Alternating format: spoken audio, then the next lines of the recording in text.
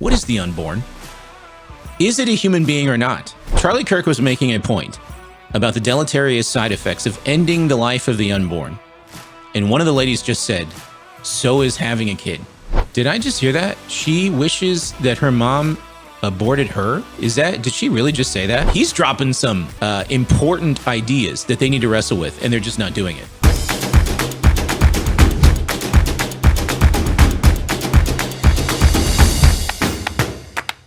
Things get wild on the Whatever podcast. Charlie Kirk sits down and defends the rights of the unborn in a crazy debate. And we'll get into that in just a moment. If this is your first time here, welcome. My name is Nate Sala, and this is Wise Disciple, where I'm helping you become the effective Christian that you were meant to be. Make sure to like and subscribe to the channel if you haven't already. And for this video, guys, do me a favor and share this one around. We're gonna get into Charlie Kirk's methods, his performance. And I'll bet that there are some things that we can glean from this that will help us as we get out there and have the same kinds of conversations in our circles of influence. So share this one around so we can get the word out about it. Let me ask you this. If you knew for certain the baby, would you agree it's a baby? Is that a good term to use if it's in a womb? Is that a baby? I think most people would say fetus. Probably fetus, yeah. Okay, so what does fetus mean in Latin? I think a fetus is a growing child. It's a developing you're right, child. Molly, you know it means a little human. Yeah. It's just, using fetus is nothing more than a cope for what you know it is. It's a baby, right? So it's just obviously not if we're here debating it. I don't think it's as settled then as you don't have to use is. the word fetus. It just makes people feel better. It's obviously a baby. No, I mean, obviously you wouldn't take like... Okay, so Kirk comes out swinging, all right? Great point about the word fetus, although I don't think everybody is guilty of using the word fetus as a cope. That's what Kirk just said. And because he presumably just met these people for the very first time, I don't think that he can speak knowledgeably about who's coping and who is not. So I don't think this is a really great approach to take as a debater. It kind of sort of comes across as smug and condescending. You know, it's possible that many people on the pro-choice side of an argument are there because they fully believe they are the ones who hold the righteous view. They're arguing on behalf of women's rights, and they fully believe that the unborn is not a human being until some arbitrary stage of development. Of course, that's all garbage, but they are completely ignorant of that. So the best way to deal with this is to just immediately get at the heart of the issue, which trades on definition of terms. And that's where Kirk should stay focused. You know, a fetus that just has like a heart and like their brain isn't fully formed and be like, that's the same as like a 1-month-old. Yeah. Like we obviously see differences between development from then and there. So, but then how about 30 weeks? That's where it becomes a lot more contentious. But the point being is that we don't look at a fetus from its beginning stages and be like, yeah, that's the same thing as my like 3-month-old cousin. Hold on, that's a 9-month-old is not the same thing as a 1-month-old. Okay, right? So you can go through the progression of development continues. The question is, when does it start? Yeah, that's $1 million question. I agree with that. So Do you think conception? Of course. That's the only answer. Most women, I don't believe, even know that they're pregnant before 6 weeks. But so like around like the heartbeats and but stuff like that. the knowledge. Okay, notice that non sequitur, right? Charlie Kirk wants to have a conversation about when the unborn is a human being. That is a great thing to do in a conversation like this. He says it's at conception. This young lady says, but wait a second, a lot of women don't know they're pregnant at the moment of conception. So therefore, what follows from this? The unborn is not a human based on the mother's awareness of her own pregnancy? This is a change of subject, and it must be identified as such immediately. Knowledge of your pregnancy doesn't mean that you're not pregnant. No, that's not what I'm saying. But I'm saying like practicality wise, there are many instances of women who have miscarriages without even ever knowing because it might just present as like a very heavy cycle that month. That's fine, but it doesn't make it any less a life, right? Sure, go ahead, Molly. No, but would you mourn that miscarriage in the same way you mourn like 100%, an yes. abortion, like a Not the conscious same way. choice? No, it's not the same way. No, but it's still a tragedy. A miscarriage is a tragedy. But So an do you abortion, mean if she doesn't know about it? But an abortion is an act of human will. A miscarriage most times is not. Now, sometimes it can be a miscarriage because you drank alcohol and you didn't know you're pregnant, or you might have taken a drug that has side effects. But all I see is this young lady in the background here wearing a toy soldier helmet. Is this from like the upcoming Nutcracker ballet? Like what is this podcast? I'm not familiar with the Whatever podcast. I don't understand. It seems like this to me is trying to be unbelievable with Justin Brierley if instead of Justin Brierley, it was hosted by Jerry Springer. You know what I'm saying? But yes, a miscarriage is a tragedy, yes. I have a question. So do you care about the children once they're born? Whoa, wait. What happened to the conversation about when the unborn is a human being? Kirk said it was at the moment of conception. There was no substantive response from the pro-choice side. And now we're just moving on. Now we got another question for you. No, we need to continue to have the conversation about when the unborn is a human being. That is the first thing that we need to establish. If you can define that clearly, everything else in this discussion will make sense. If you do not define that at the outset, a lot of this it's going to be a tennis match. Kirk will say some interesting things. He seems to be a smart guy, right? Then the ball goes over the net to the ladies. They'll say things, and then the ball goes right back over the net, but there will be no true clash. That's my prediction. If we do not take the requisite time to define terms. I care a lot about them. Yeah. So if say a woman got R-worded or something, or even if she just got pregnant and Grid 1 Motorsports donated $200. Right? Life is not subjective, and we know this because you were speaking of killing. Why is it so easy for you ladies to kill kids? If your comfort and lifestyle more important than the life you paid for. Anyway, my question was, what was I saying? Oh, if you were saying if somebody someone forced sex upon themselves, it's the word you're. Or even not even just that, but say if the mother was homeless or something. Say she didn't. You see how we can veer into these interesting scenarios from the pro-choice side of the fence when you do not define terms, right? If you do not define when the unborn is a human being, you can spend so much time getting lost in all kinds of what-if situations, right? Homelessness, but when you define terms at the outset, the unborn is a human being at the moment of conception, and here's why. Now, all of a sudden, the question of a woman being the victim of someone forcing themselves on her, and then she gets pregnant, right? Which by the way, is grotesque. It's horrific. It's completely unacceptable. And the one who does something like that should face the full penalty of the law. But even if that were to happen, it doesn't justify ending an innocent life. If it's an innocent human life that we're talking about from the moment of conception, which is not only the Christian position, it's the position of many purely from a biological perspective. There are biology textbooks that will still tell you that life begins at the moment of conception. If that's the case, it doesn't matter how horrific the scenario, the end result will be the murder of an innocent child. That's why it's important to get these definitions out there before you slip into these various scenarios. And have a good life. Do you still think that child deserves to be brought into the world just to suffer? Well, so it's not a guarantee of suffering, number one. One sec. The answer is yes, the life should be brought into the world. There are twice as many people on the adoption waiting list. There's so many people. Well, let me ask you guys, and I'm just curious, how many abortions do you think there are a year in America? I have no Tens idea. of thousands, I assume. Any other guesses? I have no clue. Higher than What if I told you there was over 1 million abortions every year? That wouldn't surprise me at all. But you went from tens of thousands to 1 million. I mean, there's billions of people on the No. Yeah, there's 340 million in America. That's right. No, but do you think As far as reported ones, because even just reported data is going to be incomplete. That because doesn't count mithoprednisolone, which is the chemical abortion that people do at home. It doesn't count Plan B, right? So, and even if abortion were illegal, for example, we stopped gathering data on who procures abortions, there would be so many. There's so many now, even with states where it's still legal. Texas, it's gone down dramatically. So hundreds of thousands. No, they're still happening. It's just they're happening, not being accounted about for. About 90% abortion. Women are just doing it to themselves. Right. It's a 90% abortion reduction rate in Texas. I don't want to dwell on that too much, though. So there's 1 million abortions every single year.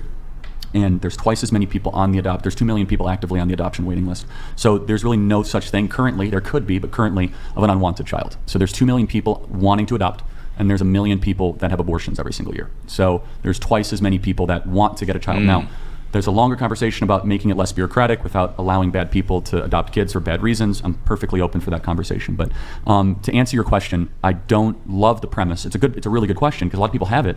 I don't necessarily believe being born in poverty is a death sentence or is a reason to terminate. Of course not. No, but abortion is a death sentence. So I don't think poverty should give you a death sentence. Would you say abortion is Powerful response from Charlie Kirk. And actually, that's what it looks like to provide substance and remain respectful in a conversation like this. Notice these ladies have no response. They began with a premise that, let's face it, many Christians have been faced with in their own conversations on this issue. And for many Christians, asking them about adoptions and, victims of violent abuse that lead to pregnancies, these all have been conversation enders for Christians, right? But Kirk brings some facts and they have no response. Now, notice they're going to move on again, right? And I would not let them. In a conversation, I would gently press, right? Hey, I define the unborn as a human at conception, that they're alive at conception. I didn't hear a definition from your side, right? And then you asked me about abortion rates. I just gave you some stats. Before we move on too quickly to another subject, would you mind giving me a response? And then just let them wrestle, right? The best thing that can happen is when you bring someone to the moment where they cannot answer a question that you ask. For some people, it's life-changing. Murder? Oh, of course, 100%. Do you think that people who procure abortions, women specifically, Yes. a woman who procures an abortion should go to jail for getting one? Absolutely, yeah. They're the moral equivalent of Auschwitz. Really? Yes. I kind of Millions want of, By the way, millions of women are, No, are not the basically women. the same as like Nazi Not the women. death No, camp the guards. women are victims. They're lied to. 90% of women do not see an ultrasound before they have an abortion. They have no idea what's happened to them. They're the victims here. It is the abortionists that are doing this. But let me ask you, and I mean this, have you guys ever seen an abortion on a video? Wait, no, I'm sorry. If women are the victims here, why should they be jailed? Well, I don't believe they should be jailed. I think just said the they should be abortionists, jailed. How is it that the you abortionists, could believe that the abortion doctors- is murder, but a murderer shouldn't go to jail? I didn't say that. The doctors, the abortionists, the people that call themselves doctors, the people that put women under general anesthesia and go into... But women do, they ask They for are it. doctors. They're medical. Are you going to just discount the current- accountability of the women in My that current decision? perspective is because the women are not given what is called informed consent, that the women should not be penalized. They should not be, they shouldn't be penalized. In fact, they should be given grace from a system that has lied to them and has misled them. They are not given the full picture of exactly what's happening to them. Informed consent has not happened, so these women are the victims. My The question is- abortionists, one second, the abortionists are the ones that know exactly what's happening. And if you haven't seen a video of an abortion, I'm not going to say anything too graphic. It is one of the hardest things to watch. The baby fights, the baby struggles, the baby dodges, the baby avoids, they break the neck of the baby, they euthanize it to the spring. It's not a joke. And then they tear it limb from limb through there. This lady with the purple hair is laughing? Really? What's funny about this? What's funny about what happens to the unborn when they're murdered? I fail to see what's funny about that. What I do find interesting is, this is why I said earlier, it's not a good idea to say things are a cope. The very same ladies that are not given informed consent by doctors, by the way, great point by Kirk there. That they are victims in Kirk's opinion because they are not given informed consent. These are probably the same ladies that he's talking to. Kirk is probably talking to ladies who have had these procedures in their past. That is absolutely a likely factor for the people that he's engaging right now. And it's probably true for you as well if you're getting out there and engaging others. This right here is an example of the large-scale ignorance in our society when it comes to this issue. And both men and women believe these lies from the culture, and then they go and do horrifically wicked things, believing that they're righteous when they do it. And that's a problem. If you're trying to tell me that's, That's like a If you're talking full-grown about, child. yeah, like they're Hold on, called no, no, no. dilation and extraction abortions, No. then yes, Hold it on can a look like second. that. But if you're talking a baby about has a backbone at 6 weeks and a spine. It has a complete figure. It's small. It's like probably as small the as size of like a grape, yeah. Yes, but by 8 weeks or 12 weeks, and you're talking about. But the vast majority of abortions are performed in the first trimester. Yeah, that's right. So when And- you and just so when- the when type of is- abortion that you described trimester is is up to literally 12 the weeks. like minority Well, of the hold on a time, second. and those are wanted pregnancies you because said they usually don't- those women want those pregnancies. They weren't able They to don't carry know those they're to term pregnant till they're 6 weeks, because to your point. they weren't able to carry those children to term because of health risks to their own life or to the infants. Right. So This is not a formal debate by any stretch, okay? This is what it looks like to have a real conversation with folks who are on the other side of the issue, right? Pro-life, where the Christians are, pro-choice, where the secularists are. I want you to notice this is why these kinds of regular conversations are very often unhelpful and they get absolutely nowhere. Notice these girls, these ladies, they keep going round and round and throwing scenarios out and questioning Kirk about his views. And Kirk is being gracious, and he's answering their questions. And hopefully there will be some time set aside where, he can ask them some pointed questions. But he's making some really great points, and they are not responding at all. There is no substance coming from their side. They are just literally, it's almost as if they have a list of things right in front of them, and they're like, okay, check that off. Now I'm going to go to the next one. That's not a real conversation, guys. And if you let someone bop around the way that these ladies are, you'll never get to the heart of the issue. Okay? It has to begin with this question. What is the unborn? Is it a human being or not? If you say it's a human being, when is it a human being and why? Those are the fundamental questions that must be asked first, or else we're just going to keep bopping around and then dealing with every hypothetical issue under the sun. And we'll never get to the fundamental presuppositions that shape both opposing sides. And that's where the true clash lies. And that's exactly what needs to happen in these kinds of conversations. Without getting into that, no infant should be terminated because of health risk to the infant. Okay, that's insane. It's like you're going to kill the baby because the baby has health risks. Not just health risks. These are Oh, let me ask you. These are medical. Hold on, Down syndrome. Yeah, like should we stillbirths abort or Down syndrome kids? No. Iceland has. They said if you have Down syndrome, you're done. So that's not a new phenomenon. They've gotten rid of Down syndrome. If you have a DNA test of Down syndrome, they abort the kid. I think that's cruel and unusual. That is. Yeah. Okay, we agree. Good. I think there are frivolous reasons to procure abortions, but I don't believe that just because there are frivolous reasons to get them, that means it should be outlawed. But should murder be outlawed? Yeah. But like you were saying, even though you believe that those women have a hand in committing the murder and infanticide, basically, of their own children, they shouldn't go to jail. They have not been given informed consent. Do you have that opinion with people who are addicted to drugs? Do you think only drug dealers should go to jail, but not people who actually try to buy drugs and consume them? It depends what drug it is. It depends the category, the class, the Is there a repetition. single drug where you would say that somebody who is buying and consuming drugs that they are addicted to should not be going to jail, but only their drug dealer should be going to jail? I mean, I think fentanyl and heroin potentially, but it's a completely separate issue because a lot of people know the informed consent of heroin and fentanyl. It's not like we have PSAs, we have billboards. Stop using fentanyl. Stop doing fentanyl. How many times have you heard that? Have you ever? But they have a chemical dependency now that prevents them from being able to make that How choice. often have we ever had an honest conversation with women in this country saying that having an abortion increases the chances for depression, anxiety, medication dependence? So does having a kid. Well, hold on. Having children carries all of those same. Did you hear that? Did you hear that? Charlie Kirk was making a point about the deleterious side effects of ending the life of the unborn. And one of the ladies just said, so is having a kid. So it's exactly the same, guys. Murdering an innocent life has the same side effects as giving birth and raising that same life. It's the same thing, guys. Amazing. I hope by now you're seeing the strategy here. This is not just a video for us to react to. This is more like training, right? And I hope you see all of this could have been avoided if we would have spent some time on the fundamental issues first. Hey, real quick, I'm so grateful that you're watching. If I've earned the right to get your sub, I'd love it if you would just click the like and subscribe button. It would really help me to get the video out to more and more people. I really do appreciate you. Risks. You think having children? You think having children? No, is, don't mischaracterize me. No, that's not true at I'm all. not going to say that having a child necessarily gives you depression Women or who have any of children- that. That's what she said. It can come with it. Like postpartum depression, for example, is Is it extremely common among young men. temporary and short-lived? And obviously, Not always. For some Sorry. people, last years. So is the that's depression from temporary and short-lived. That's not permanent. You Yeah, think but when you're years in of that, living you're with not- postpartum depression can simply constitute a temporary Wait, so medical let's, issue? Let's theoretically even grant. So you're saying because of potential postpartum depression or financial burdens, the moral answer is allow women to go in. No, that was never to my clinics. argument. This had Okay. nothing to do with morality. This was a completely separate question. I'm only saying that I feel like you're trivializing and downplaying how serious. This has nothing to do with morality. What? This has everything to do with morality. Like what are what are we even arguing about this for if it has nothing to do with morality? We are arguing over whether people have the right. Hello? That means the moral right to end the life of an unborn human being in the womb.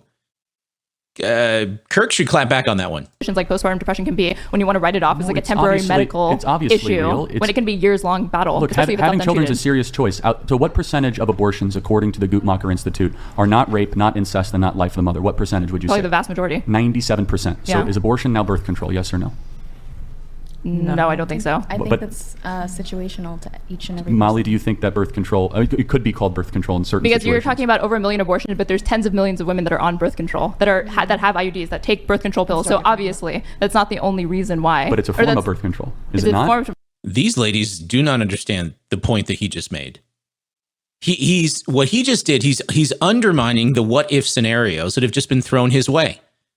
The vast majority of these procedures that we're discussing here in this video have nothing to do with the scenarios that these ladies just threw at him, right? So because the vast majority of these scenarios are done outside the scenarios that were just presented. So why the fixation on these scenarios? And I get it. The ladies are amped up, right? They're in adversarial mode. Okay. They just completely missed his point. Yes, this is a form of birth control. Anyone who is objective can see that. And if I were Charlie Kirk, I would not let these ladies keep moving on and changing the subject so quickly. I'd say, hey, let's slow down, okay? And just force them to sit longer with the implications of the truth that he's dropping on me. He's dropping some big, important ideas that they need to wrestle with, and they're just not doing it. So birth because control, they're sure, not, but they're, you acknowledge that it's not the predominant form of birth control. Well, no, I didn't say that. Hold on. I said it's birth control. Yeah, but we're not disagreeing with the category. I'm talking about the prevalency if of it. it's birth control, then why would we allow it to continue if it's not? If you put the rape, incest, life of the mother, which we can debate. I didn't. But no, I'm going to put that aside for a second. Then why should we allow a horrific procedure to continue that has such heavy and dire consequences and results in a child not being able to live outside of the womb? Because that's You're someone's loading it choice. so much by saying a horrific procedure. Hold on, Most so- women who procure abortions actually report being happy long term because they made the choice, because there's many different reasons why women get abortions. Some women aren't in a financial position to have a child at that time and actually decide to have children later. How'd they get pregnant? What do you mean? They had sex unprotected or an accident. So they want the orgasm without the responsibility. Do you think the majority of women are having orgasms in sex? Are you serious? Have you seen the studies on orgasm gaps between men and women? I'll be honest. So they want all the pleasure. They want all, but it's you want all the loose lifestyle, but none of the responsibility. Now you're framing it like the punishment for having it should, like Hold on, it's a orgasm should be punishment? punished. Wait. No, the way that you're framing it, No, which is it's that not a punishment. oh, you It's want the called a cost. loosey goosey parts of sex, Hold like on. the orgasm, If you- but you don't want the responsibility of a child. It's like, yeah, some people want to be able to have sex. Okay, no, you and, articulate it not have perfectly. kids. I'm going to be able to have sex how I want, and if I have to go put a dagger through, I'll have someone put a dagger through a child for me, then so be it. Bam. I mean, right? Bam. Look at the lady with the red hair there. That is a direct hit.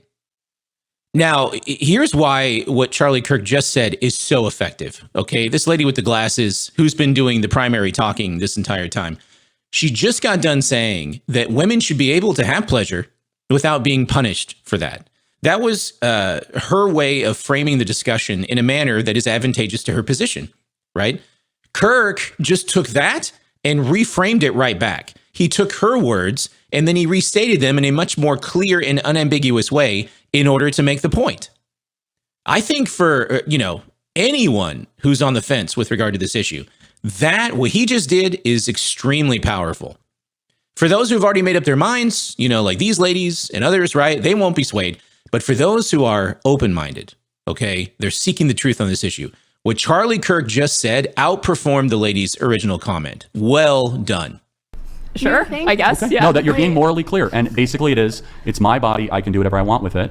Even though, let me ask you a question. Even though, like I said, most women don't regret their abortions Okay. at all. Like the vast majority of women report happiness and I being okay with their decision. I I'm find sure you that think hard that they're to lying or they're indoctrinated or So, wrong or but delusional. if it's not your DNA, how is it your choice? What? If it's not your DNA, why is it your choice? It is. No, Because the you baby have to has carry its the own child DNA. through Already in your gestation. partner's DNA, and then it forms into It has its own unique DNA that's not yours. Here, It's part this of is- your DNA. It's this is 50-50. my- It's half. Oh, so should the man then be able Hold to on. have veto power over abortion? Well, the point is the man isn't the one incubating the child. So But I thought if it's about Like, DNA. If you but get I never made a DNA argument. You did. The argument that I was going to make was, or I was going to ask you the question: do you think another person has a right to your life and your body? doesn't No. This is frustrating. Kirk asks great questions. He makes great points. This last one about DNA, obviously these ladies cannot substantively give response to that. But the point is, a baby has its own unique DNA in the womb. So what are we really talking about? Are we talking about my choice, my body? I got that backwards, right? These ladies do not give any kind of substantive response. And then they just try to move on quickly. Boy. Charlie Kirk, I think this is actually a very helpful video because I think it showcases what very often happens to us as Christians who get out there and we try to engage other folks, okay? Folks, they don't answer our questions very often. They quickly change the subject and we just follow them down these new rabbit trails, okay? No, friends, don't let them change the subject. As a matter of fact, I want you to do me a favor, share this video with someone engaging others on this issue because we cannot let folks change the subject on us the way these ladies are to Charlie Kirk. I think he's letting this happen. I think he's being gracious, but he should not at the end of the day do this. He's probably trying to let them know that there's answers to all the questions that they're throwing at him. There's answers to all these scenarios. But still, if he can just press them and keep them on the fundamental issues and questions, this would be a much better debate. Another person have a right to, well, technically, because abortion was legal when I was in utero, someone did have a right to my life and body. Oh, hey. And my mom chose life, praise God. So did all your moms. Yeah. My mom The actually wanted an argument. abortion. Are you glad that she didn't have an abortion? No. So you would rather be dead? I don't know. I mean, life would be If she difficult. didn't exist, she would not be able to even know what.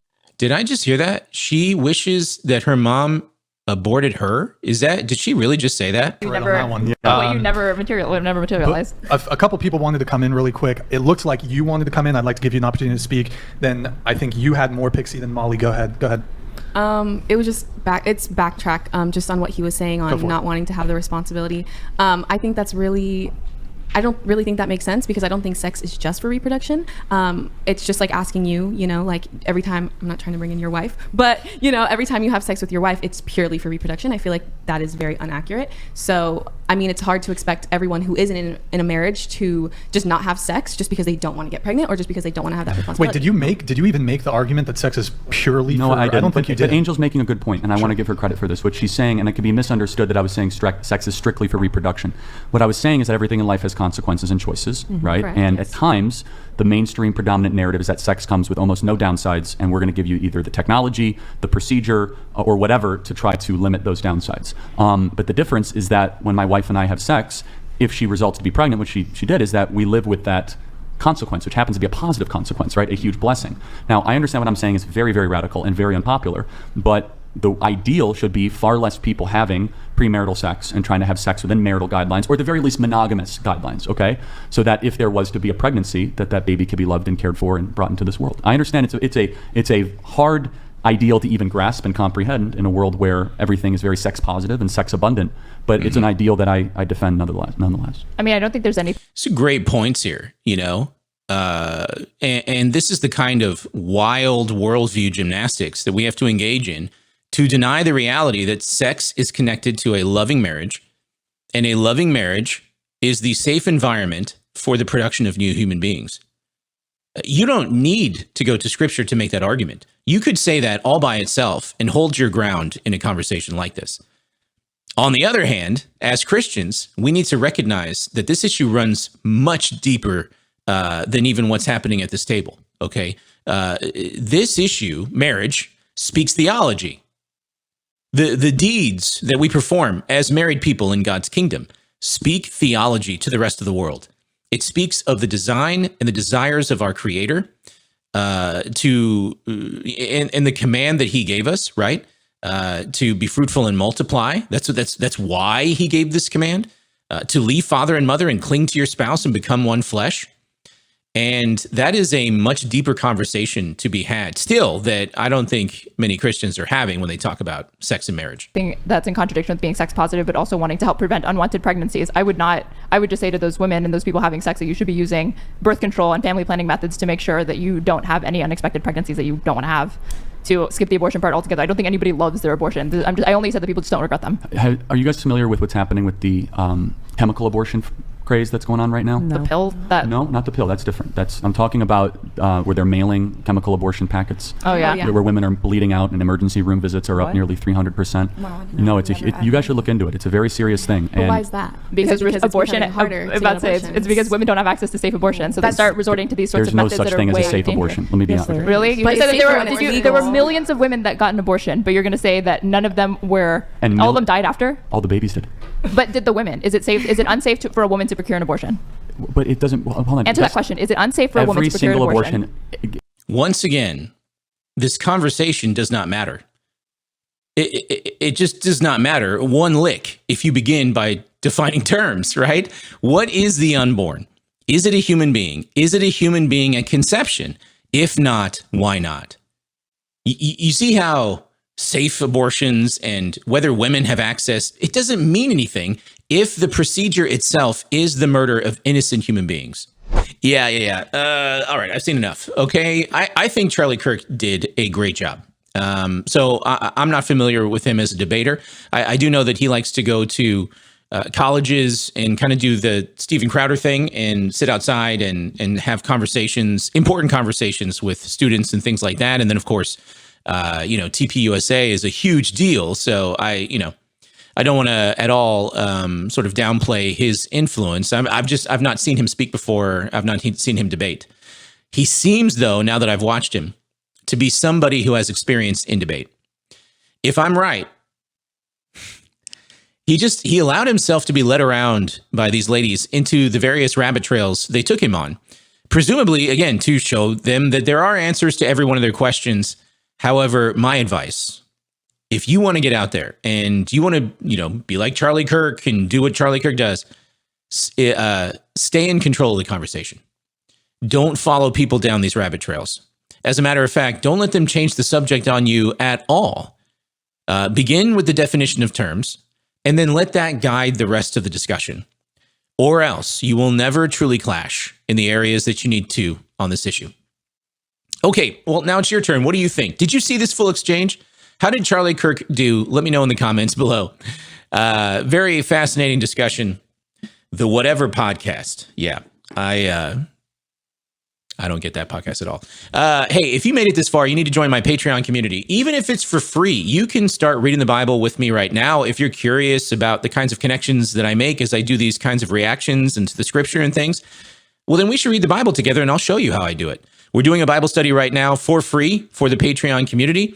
If you decide to support me financially, which I greatly appreciate. You can get exclusive access to videos like this before they make it to YouTube, and you can join me for exclusive live streams, and you can ask me anything you want. The link for the Patreon is in the notes below. Hey, do me a favor. Come back and join me Wednesday night. This is going to be an important video. I need your full attention. Huge news, the hugest, with regard to the channel and the Wise Disciple Ministry. Okay, so hopefully I'll see you Wednesday or at the Patreon. That's all the time I have for tonight, and I'll say bye for now.